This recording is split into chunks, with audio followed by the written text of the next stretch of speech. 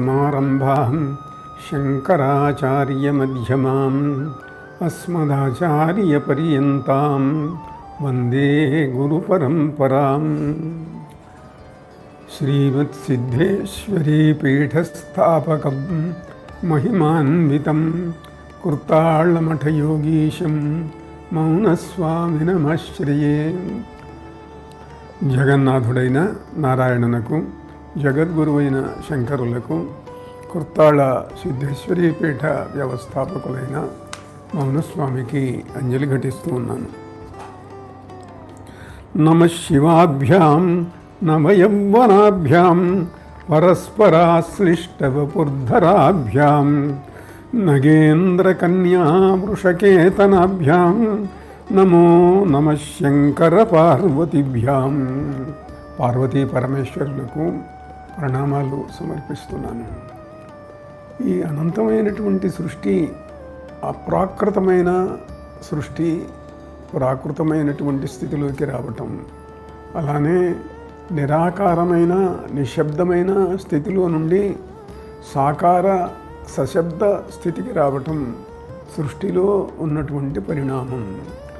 ఆ పరిణామ క్రమంలో ఈ సృష్టికి స్థితికి లయములకు కారకుడెవరో ఆ పరమేశ్వరుణ్ణి ఒక్కొక్క ఋషి ఒక్కొక్క రకంగా భావించారు.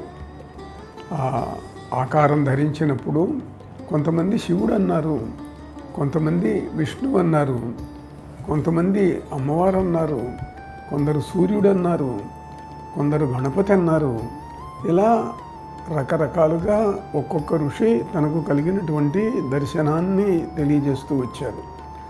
యం వైదికా మంత్రదృశ పురాణా ఇంద్రం యమం మాతరీశ్వానమాహు వేదాంతినో నిర్వచనీయమేకం యం బ్రహ్మశబ్దేన వినిర్దిశంతి శైవాయమీశం శివ ఇత్యవోచుః యం వైష్ణవా విష్ణురుతి స్తువంతి బుద్ధేతి అర్హన్నితి బౌద్ధజైనాః స ఏక ఏవ ప్రభురద్వితీయః.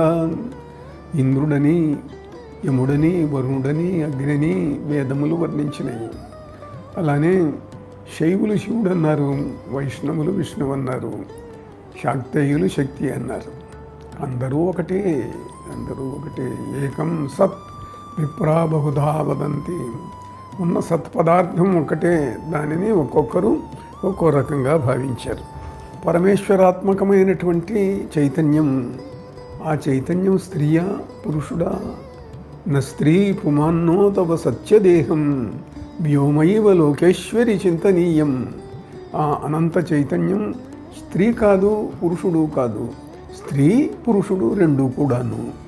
అలా ఉన్నటువంటి ఆ దివ్య చైతన్యం తనను తాను రెండుగా ద్విధా ఆత్మానం విభజ్య, తనను తాను రెండుగా విభజించుకున్నది. ఉన్నది ఒక్కటి, అది రెండయింది. ఒకటి ఉన్నప్పుడు శివుడు, రెండైనప్పుడు శివుడు పార్వతి. అలానే విష్ణువు లక్ష్మీనారాయణులు, సరస్వతి బ్రహ్మలు.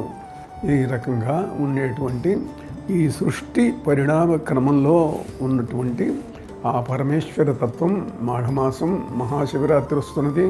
ఈ సందర్భంగా శైవమైనటువంటి భావనను అందించేటువంటి ఈ కార్యక్రమ స్వరూపాన్ని పరమేశ్వర స్తోత్రంతో మనం ప్రారంభం చేసుకుందాం.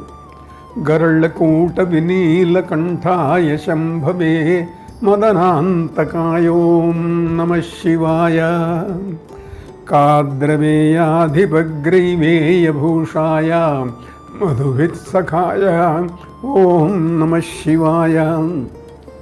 కుంభినీధవసుతాకుచకుంభ పరిరంభ పరిమహలోలుపాయోం నమః శివాయ. వేదాదినిశ్శేష విద్యావధూమౌళిమణికలాపాయ ఓం నమః శివాయ. గంధదంతావళ జలంధరాంధకాది విబుధ పరిపంధివాహినీ నిబిడవర్గ బంధుఘోరాంధకారాబ్జ బంధుకిరణమాలినే శాశ్వతాయ ఓం నమః శివాయ. పరమేశ్వరుడు శాశ్వతుడు, అనంతుడు. ఆయన గరళకంఠుడు, నాగాభరణుడు, ఆ పరమేశ్వరితో ఎల్లప్పుడూ కూడి ఉండేటువంటి వాడు. ఆ వేదములలో వర్ణించబడినటువంటి ఆయన మహత్వం నమఃశివాయ చ శివతరాయ చ శతరుద్రీయంలో పరమేశ్వరుడి యొక్క మహత్వం అంతా అద్భుతంగా వర్ణించబడింది.